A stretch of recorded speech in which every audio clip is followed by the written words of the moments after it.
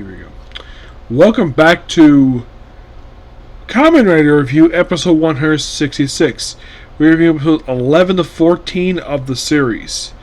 So we have two-parters in a row. In the case of 11 and 12, basically, we kind of get the backstory on the whole, kind of, in a way. So we get Ren's backstory, basically, of where the ring comes from. We get that revealed here. What kind of would happen to Shiro, Yu's brother. There was a subplot involving a car with people disappearing. Turns out it's one of the monsters of the series, which of course, well, they do battle him in this two-parter. Actually, it's not Ren doesn't do any battling for the first part of this episode. He does do it a little bit later on. So he's got amnesia because pick up right where the last episode left off, because Ren has amnesia, and he apparently has. It's not complete amnesia. It is mostly put everything for him the past year. So I'd say before he met Shinji. So he's recovered, but he has to basically just. So Shinji proceeds to follow him around to various places, getting the fights, and also while he gets away, of course, beat up by two guys. He mentions his editor's name, and apparently they have no idea who the heck his editor is. Maybe the Orc Journal is not as well known newspaper as they think it is.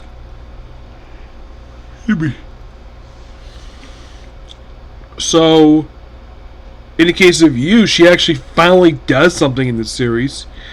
First time she's anything the entire series, where she goes back to Shinji University, which I wonder if this was originally planned to be the same college from, because Kamen Rider essentially touched by basically in the case of the first few Kamen Riders, they kind of all went to the same university. I wonder if it was planned to use that one, but my guess is they just used it for Kuga. They probably didn't want to have Kamen Rider associated with them, so they went a different one. That's my personal guess what happened here. Or maybe they didn't want people to think it's just too associated with the original Kamen Rider series. I mean, Kuga had like several references to the original Kamen Rider series in that one. Agato, when I watched the episode, that was more references to a little bit to Kuga. So she meets a professor, and it's like, oh yeah, ask him again about basically what he like. They all know he did speak. I know that, and she just wanted to know what he was doing prior to his appearance. But the teacher wasn't the one to talk to her for some reason. Now you're probably thinking, is he not talking to her because? Now there are two possible reasons why. One, he's scared of something, or two, maybe either university or the Japanese government put a gag order on him about what happened with the experiment. What happened there? I think he's more scared than the whole gag order thing. Then Ryu goes to the library, where she finds a photo of this study group, and it's shown in a picture that there's this professor basically associated with them along with Shiro, and they meet a student. Apparently, the student kind of explains what was going on with the experiment. So in this room 401, which we show the room later on in this two-parter, where Yuri finds the room where it's locked up but not entirely locked up. Yes, for some weird reason, apparently whoever set up this lock to keep this room locked apparently did not do a thorough job, because there was a lock they had in the thing it was unlocked. It wasn't snapped shut like it's supposed to. This was unlocked for some weird reason. And she goes in, and we see what's inside. So there apparently was, showing flashlight, was cameras all over the place. There was this really expensive black leather chair that, of course, this experiment was associated with Ren. How? Well, it's revealed that he had a fiance named, at least a girlfriend named Eri, where she was part of the experiment and he began flashes of this thing. So apparently his monster had actually attacked her before he became contract with him, and he just shows up while the experiment's going on. Of course, he has no idea what the heck is going on. Shiro just randomly just hands him his deck that he currently has. It's like, here, you want to kill me, or you want to fight the creature? And he just forms a contract with the bat, and as for Eri, she ends up in a coma.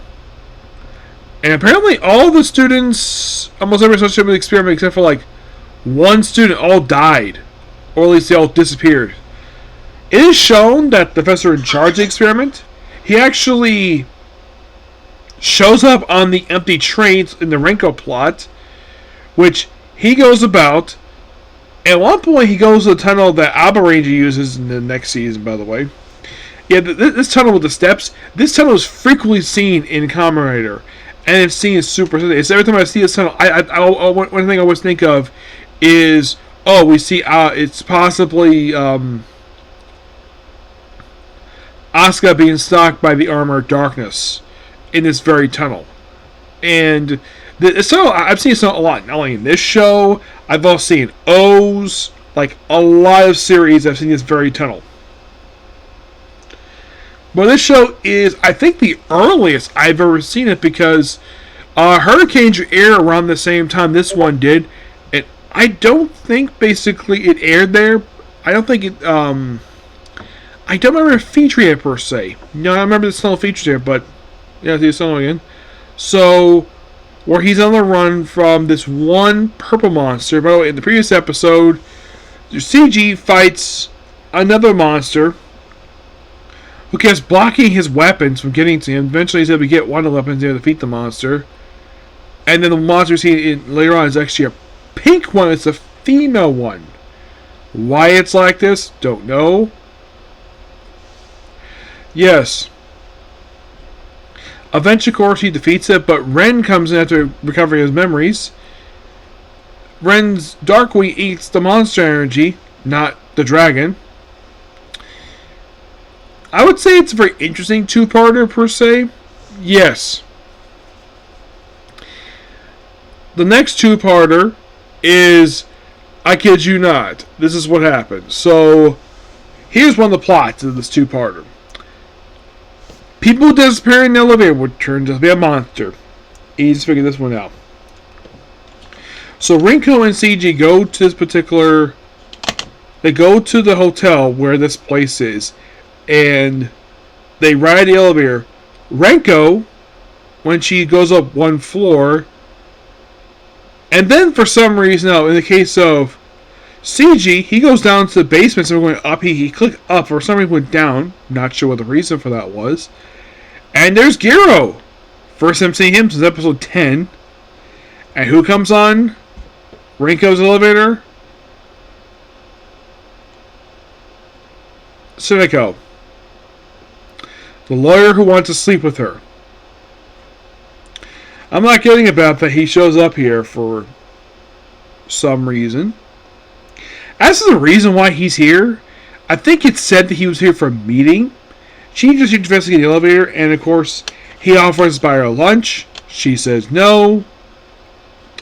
Then later on, apparently, like, oh, because she said no to him to have lunch, the company representing apparently blackballed the journal. I'm like, are you that freaking petty, dude?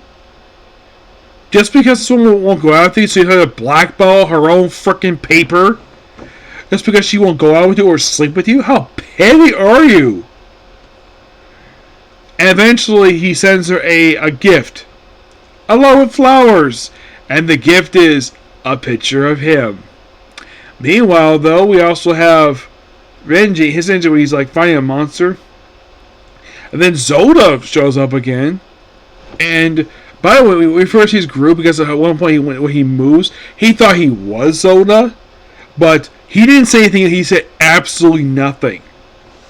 So, then when he's fighting Zolda, he thinks he killed him. And he thinks actually good, and he goes, nope, it's not him at all. It turns out it's actually the lawyer. Guess when he finds out it's actually the lawyer. Yeah, thanks to an elaborate plan, thanks to Rinko doesn't like it very much, so. And also, he's like, how dare you interrupt my date? Yep. So, and then of course, he's actually Zolda, and like, I don't like fighting in the flesh. Probably because he doesn't want his pretty face to get punched. He's like, ooh, not the face, not the face. That's probably what he doesn't want. He doesn't want his face to get ruined at all because his face is meant for the cameras, not to be punched. That's that guy he is. So then, of course, then he goes back to his car to find the photo on top of the car being taped with packing tape on the freaking car, and the flowers are there, and those little tires like, ha ha, sorry. Yeah, so a lot of the time, basically, it's like Seiji figures out that, oh, prior to that, he thinks he killed Guru. Nope, he was actually, he didn't die. He tricked him because he's a massive dick. And then they fight the monster, and then of course, also in this two-parter, we're introduced to a fifth Kamen Rider. Yes, the fifth one.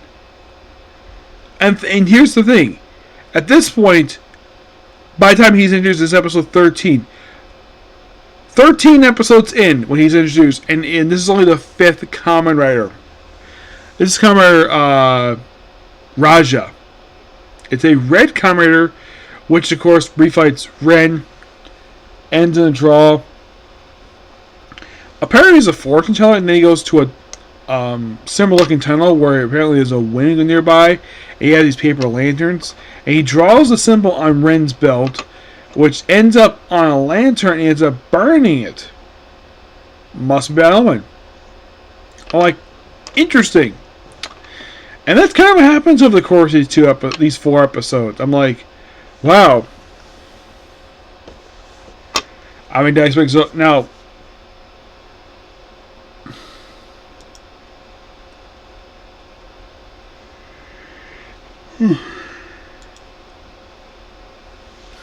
But also, Darkwave apparently tried to go through the window where Harry is, because it shows see her in a coma here.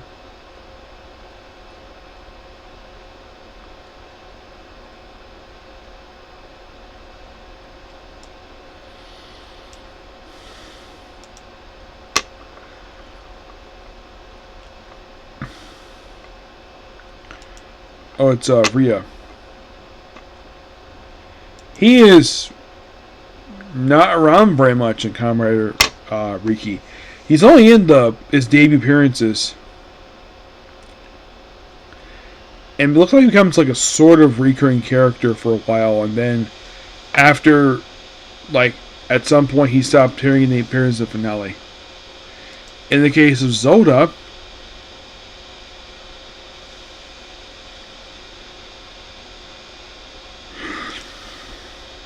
he appears a good chunk of the series.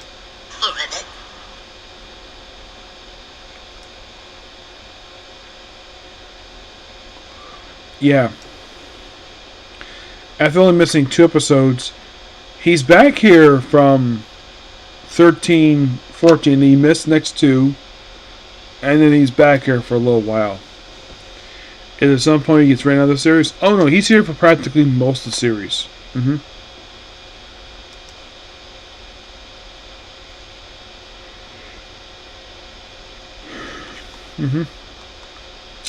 But yeah, not much else to say about these episodes per se, but there's that. So that is pretty much it, particular review. Please be sure to like, comment, subscribe, turn notifications. Next up, basically, we have is a Comic Corner, and it's back to Kamen Ryuki for 4 more episodes. Okay, see you.